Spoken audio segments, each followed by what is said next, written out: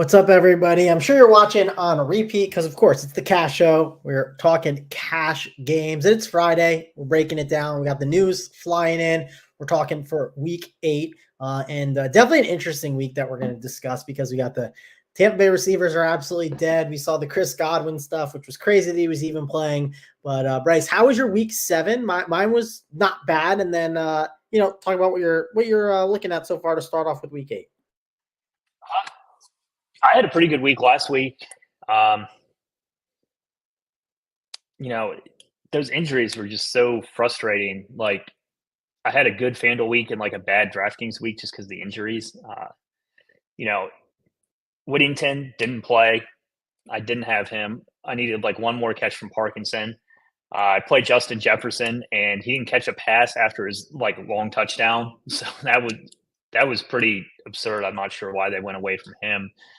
It was one of the weirdest weeks in football that you'll ever see. I mean, the guy won $1 million with a 0.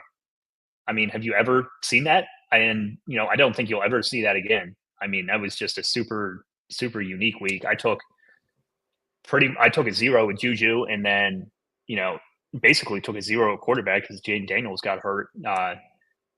I had a good enough team to where it could have like gotten up there in tournaments, I think, if Daniel stays healthy and Juju plays. But those are two big ifs. Yeah, it was definitely frustrating. I mean, I made the best of the week, which was good in cash games, and then in tournaments. I know going into the last games, and only 3 games too. I had a team that was in 50th in the millie and everything, and I was pretty excited about it. It had Juju and it had Whittington, and then I got no more points the rest of the way. I mean, it was definitely brutal, and it was brutal for everyone. So it wasn't just me, right? Everyone was kind of commiserating together, saying this is awful, and we have players that are just absolutely dead. And at least there weren't a lot of games in that 4 o'clock window. I think that helped everyone as well. If you kind of whatever you did at 1 o'clock, it felt like you moved up maybe a little bit or moved down a little bit. So overall, though, hey, not the worst week. We'll keep moving along, and we'll get to week 8 and discuss. And hey, tons of injuries kind of hit. It's definitely going to be an interesting week 8. We'll get to the quarterback position to kick it off. And when you pull up SaberSim and just look at projections, not one quarterback is projected over 20 right now. And yeah, it's still early, but that is pretty crazy to think. And the quarterback that is the top projected one is, it's Bo Nix on Saber. And that seems odd, but he is playing the Carolina Panthers. And basically, you can project anyone to be in a pretty good spot here against Carolina. You got Joe Burrow, who I think is a really interesting option going up against the Eagles. It just aligns as like a dream matchup for sure. So I don't think quarterback is really clear cut this week. I think there's tons of different ways you can go. I don't think there's anyone that stands out above the rest, but for me, it's the value of Bo Nix or it's Joe Burrow up top basically right now. What about you? I think that here, I'm still pulling up some stuff here. What do we have Lamar at? We have Lamar. All right. Well, if you go to our Run Pure Sports projections, they have Lamar as the highest projected quarterback. So I think that's correct. I mean, let me pull those up and double check. But I mean, yeah, you probably agree. I mean, Sabres projections just seem super, like, they don't update them until like the end. So like, I wouldn't necessarily trust Sabres numbers right now. I think that our projections are pretty spot on here. I mean, we have Lamar at 22. I mean, I think he's playable. I think he's more playable on FanDuel. I just want to make a quick note here. FanDuel's pricing is absolutely atrocious this week, which I kind of like, but there will be significantly more locks than normal. And you can kind of pay up for whoever you want. So I like Lamar there. DraftKings, I definitely like Bo Nix. I think he's just too cheap at home. I mean, it never feels good to tout Bo Nix, but it's a good spot for him. And DraftKings, you actually need the salary. FanDuel, I don't think you need to go there. I think Burrow's a good mid-range quarterback, only 7,700, doesn't break the bank, not match up against Philly at home. I do like that game to shoot out, so I like that play a lot. I think it's kind of one of those 3, and I would kind of take Lamar out of the equation on DraftKings. Yeah, obviously, yeah, that's why I was saying the Knicks stuff on DK and everything and Burrow. But yeah, the Lamar stuff, yeah, if you can just get Lamar, go get him, right? He's going to be. Yeah, I mean, I think he's gunning for the MVP. I mean, is he gunning for the MVP? He won it last year. I don't think he's gunning for it. I think it's more. Well, I mean, he's putting up like an MVP pace type of throwing numbers. I do think that he does want to throw the football this year. And I kind of think that Jameis is starting for Cleveland. I kind of think that Cleveland can put up some points here to like keep Lamar in like throwing Lamar mode instead of just run Derrick Henry up the middle every time. Yeah, for sure. Let's keep moving along and get the running back. And again, quarterback is just it's not going to be great this week. It's going to probably be part of like, hey, here's like the 3 different ways you go, and you either spend up, mid-tier, down, you pick which option makes sense. But it's not going to be like the priority of the slate by any means. I think you can definitely spend down on DraftKings. On FanDuel, to me, it doesn't make any reason to spend down. Yes. I mean, shit, I even think 2 is viable at 7K on FanDuel. That just goes to show you what type of week it is. Yeah.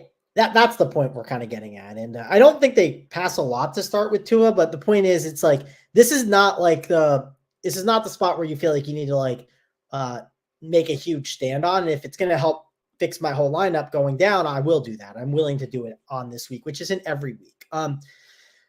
Breece Hall, 7.3K. He definitely is projecting pretty good in this spot. Joe Mixon, another guy that he's just been an absolute monster all season long. We saw Saquon Barkley have a big game, and you could expect him to have another big game as a spend up. So these are some options you can go to up at the top. You got J.K. Dobbins at 6'9", who's been really good all season long. He just has the backfield to himself. Jahmyr Gibbs, if he got the backfield to himself, he'd be intriguing against the Titans. I mean, there's definitely plays here. Kenneth Walker up top at 7-8. There's definitely a ton of options that you can definitely look at here at the running back position if you want to spend up. If you don't want to spend up, of course, you don't have to. You can look for some value plays instead. But we have enough value at receiver where I do think we are going to look to spend up a little bit at running back this week. You also got Javonte Williams, who he's going up against Carolina. And I just think he's like, I don't know if he's like the lock of the week at running back, but he feels like the guy that you use as like a salary relief play, just helps make work and you just kind of move on. So for me, it looks like Javonte Williams, really strong play. And then I'm just going to look through these spend up running backs and kind of dive through that. Is that kind of your look on that, Bryce? Yeah, 100%. I mean, you can even play a Saquon or a Henry. I think that's more in play on FanDuel than DraftKings. DraftKings, I probably wouldn't go there. I would drop down to Breece and his receiving floor in full PPR. They just love throwing to him out of the backfield. He does cede more work to like Braylon Allen than these other guys do. So that's a little bit of the worry there. But I do like Breece this week as well. After him, I mean, I think running back's pretty loaded. I mean, I think Dobbins is a very strong play. Mixon is a little too expensive for me. I would rather get up to Saquon personally than play Mixon. I'm not sure how hot of a take that is, but yeah, I like Kenneth Walker. Buffalo's run defense has been absolutely atrocious. And I mean, Walker's been having an absolutely wonderful season with a much better receiving floor than you've seen in the past. So I think he's in play as well. Dropping down a bit, I think Achane is super interesting. Guy's been getting absolutely elite work. I think he's a really good back. Having Tua back should open up that offense, and I think he's underpriced in this spot. And then talking about underpriced players, I mean, Javonte Williams at home against Carolina should just be an absolute smash spot for him. Think that Peyton trusts him enough to give him work. I think the worry there is like, oh, their offense isn't successful or he fumbles, and then he kind of gets benched from there. But I think at that price, it's kind of a risk that is worth taking this week. Yep. With you on that. And of course, I want to know Walker's like injury status. I feel like he's questionable every single week. So that's something obviously to monitor. With him, I never know for sure. So, but I do like him a lot. Obviously like Breece Hall, he's going to be in a pretty good spot as well. And it seems like we are going to consider spending up a little bit this week. Let's get to the receiver position and discuss that. Receiver is definitely going to be a spot that, hey, because we I feel like we have enough value. Like, I don't know if we have to go all the way down for those Bucks receivers, but those Bucks receivers, it's going to be a little bit of roulette. I don't know if we're going to have to actually get there and play the Jalen McMillans and the Sterling Shepards on this slate, because when you look at it, there's a lot of different options that we can kind of discuss. For one, Jacoby Myers is going to be in a trailing script, and he is finally back. We've been playing Trey Tucker, it feels like, or at least considering Trey Tucker every single week. So I wonder if we'll consider him at 5.8K. It is a tough matchup, so I'm not totally sure.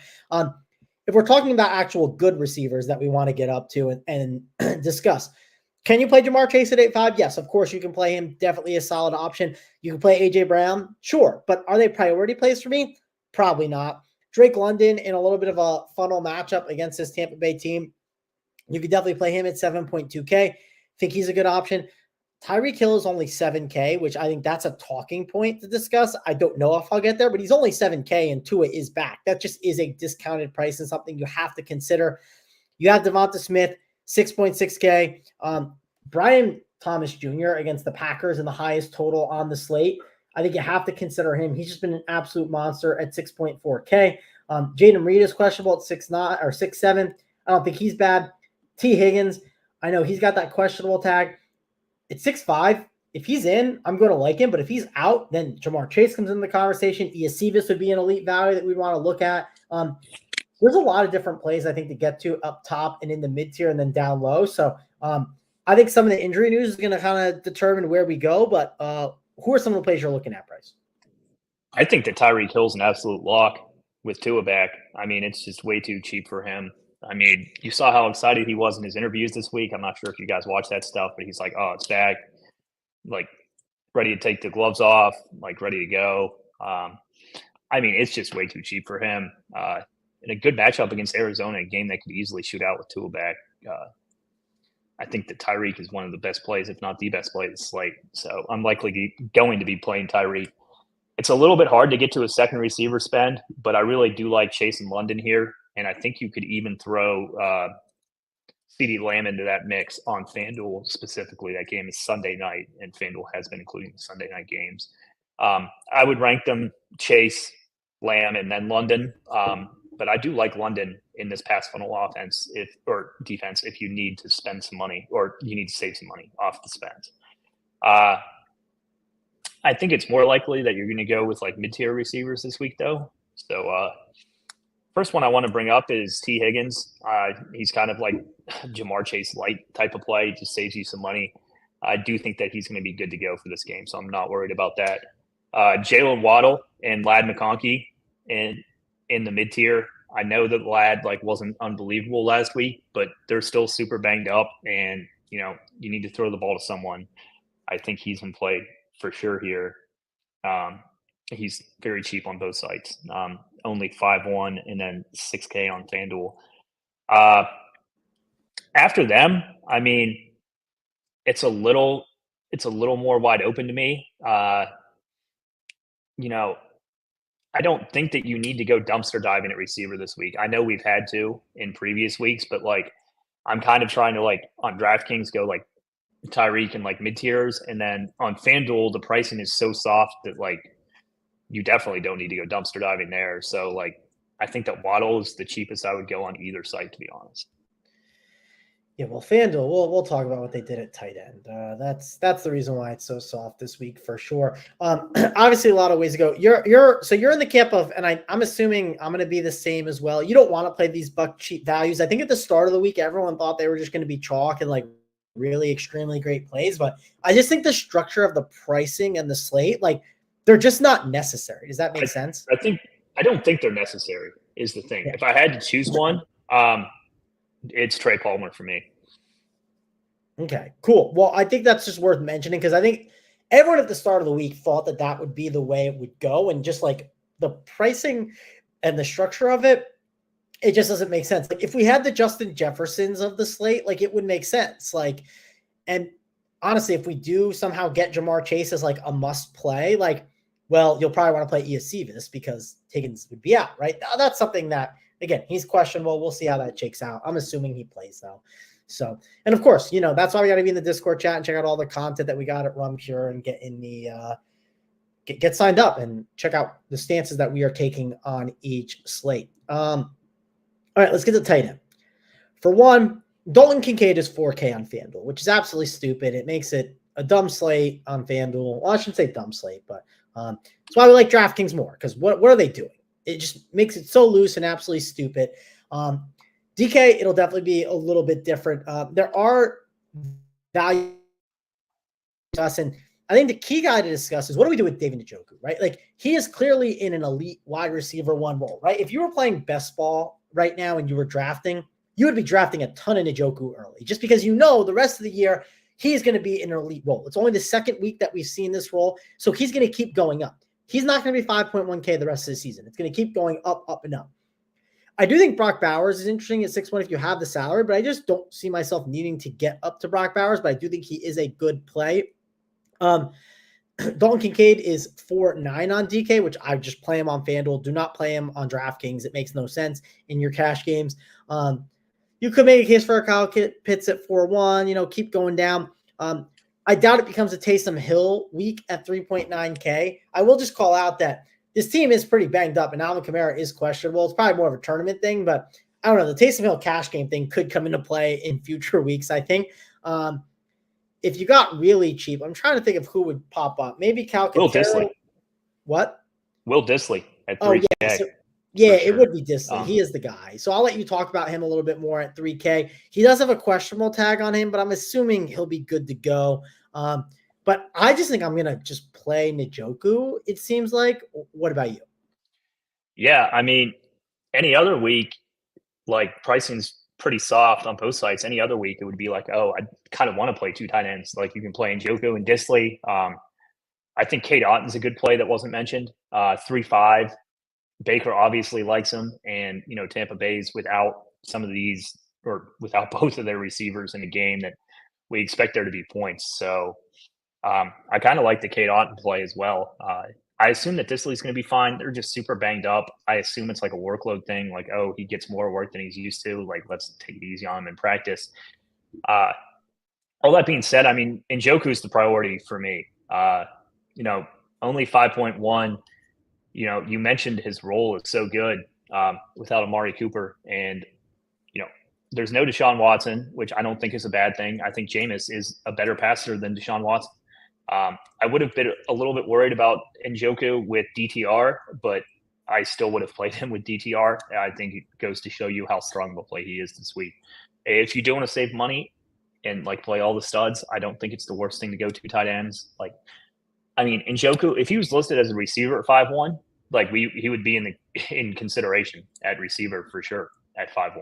So I think that goes to show you what a good play he is this week. And yeah, Kincaid is 4K on FanDuel. Njoku's only 5.5. It's possible to get up to Njoku if you don't trust Kincaid. That being said, I think 4K is way too cheap for Kincaid. Yeah, it's way too cheap. And I should have mentioned Otton. He's definitely a way to get exposure to that game if you want to. So definitely use that at the tight end position. Again, it's a weird week. I think it's going to be more of a kind of a balanced week. And it's going to be interesting to see how it goes. I do think, again, it could change with the T. Higgins stuff. I think that would be a big piece. That would totally change it up a little bit for sure. But yeah, tight end, I want to get Njoku. I'm fine with Otton. Fine with Dissly, but I really would like to go up and just find Njoku if I can. I haven't beaten the drum to have Jameis Winston start since week 2, so I'm excited to see how he does. Should be fun. Love Jameis. I'm glad he's great for fantasy. Great for fantasy. He'll definitely help us out. Flex, it'll be 3 running back week. You'd agree? I think it's pretty clear, unless some 3 running backs for sure on FanDuel. On DraftKings, I think there's a case to be made for 2 tight ends if you want to jam the studs, but I'm leaning 3 running backs as we're doing the show. All right, let's get to defense. On a week where, again, I think we're not super worried about salary, could you spend up at defense? Yeah, I think you can spend up at defense if you want to. Will I spend up at defense? That's the question. I don't think so. I know we don't go super in depth typically on defense. If you told me I can get the Lions at 3.8, yeah, sure. That sounds great. Broncos 3.7 against Carolina. Yes, That sounds great. Will I have the salary for it? I don't know. That's the problem that we're going to run into. You could play Commanders, I think, at 2.9K going up against Caleb. I know he's looked a lot better, but I do think that's not like the worst spot kind of to get to. Let's see. Are there any cheap ones we could really get excited about? The cheap ones are kind of tough this week. I mean, I don't think the Jaguars defense at 2.3 is the absolute worst play. I think the Falcons defense at 2.6 isn't the worst play. You get Baker without his weapons. Baker will take some sacks and turn the ball over. You've seen decent defensive scores put up against them, even though they are a good offense. I don't hate the Bears defense against Marcus Mariota. I don't have tons of faith in Mariota here. Only 2.7 for them. I think it's kind of binary this week. Like, I'd rather pay all the way down or pay all the way up for like the Broncos. I don't think you can consider the Ravens mid-tier at 3.4, but that's like where I would go mid-tier. It is much easier to spend for defense on FanDuel with the looser pricing structure if you do want to get up to the Broncos. Yeah, I don't see anything that really sticks out. Like the fact that you mentioned, like, I think the Broncos against Bryce Young to me kind of sticks out, not in like the mid-tier, but yeah, no, I meant for cheap. Sorry, I should have said like up top. For cheap, I mean, cheap is pay down and get lucky. I've been doing it all season. It's my typical strategy, but there are weeks when you have extra salary, and I think this week is one of them that lets you kind of pay for defense. So I think it does bring the expensive defenses more into the conversation this week than previous. Yeah, I'd agree on that. We got Mr. Buddha in here hanging out, saying have a good show. Hopefully you're having a good weekend. And I know he's a big MMA guy. MMA locks tomorrow at 10 a.m. We had our show. Great MMA slate. Is it? Why is it a great card? Just because there's super exciting fights. Kamaev fights in the co-main. Topuria and Max Holloway going in the main event. I just think it's a super sick card. You can make a little fun Russian parlay and parlay all the guys whose names end in V. I think there's 6 of them. And it's kind of a fun way to bet it. Yeah, that is kind of fun. I'll have to look at that. And I was debating on not because I saw it was 10 a.m. start, and I was like, do I want to do this the night before, deal with it in the morning? I don't know.